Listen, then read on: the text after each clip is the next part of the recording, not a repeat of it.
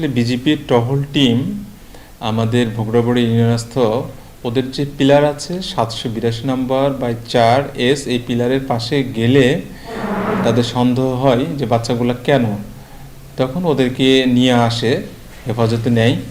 কারণ ওই দিকে গেলে তো বড় রকম দুর্ঘটনা ঘটতে পারতো।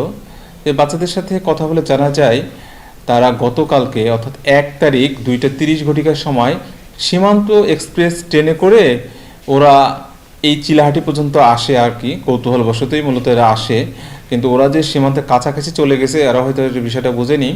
তো যাই হোক, আমরা পরিবারেরও সন্ধান পাওয়া গেছে, বাচ্চাগুলোকে বিজেপির সদস্যরা এসে আমাদের কাছে বোঝাই দিয়ে গেছে। আমরা পরবর্তী যেটা আইনগত ব্যবস্থা পরিবারের নিকট হস্তান্তর অথবা অন্য যে ব্যবস্থা আছে সেটা আমরা দেখতেছি, আমরা গ্রহণ করতেছি আর কি।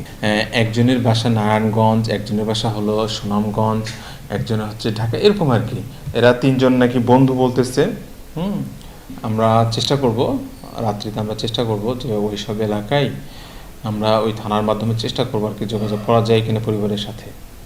কাম করতে দেয় ইয়েতে টাকাতে টাকা বাসা বোন আছে আর মামা আছে, মামা আর মা বিদাসী, 3 জন একলাই। সাব্বির, বাসা সিলেট। আমার আম্মু মারা গেছে, আম্মুর নাম হইল রাজিয়া, বাবার নাম হইল আবুল কালাম। এদিকে কেন আসছো? বাবাই ঘর থেকে বাইর করে দিছে ইন্ডিয়া, বিতে যেতাম আসলাম কামে। আমার আম্মু বিদেশ গেছে, আব্বু বিয়া করে চলে গেছে, আমার ঘর থেকে বাই করে আইছে। আমার নানির বাসায় দিকে না, দূরে। আর আমি রাজশাহী আসলাম এতদিন, ইন্ডিয়া যাইতেছিলাম কাজের জন্য, বিজিবি আম ঘরে আটকাইছে।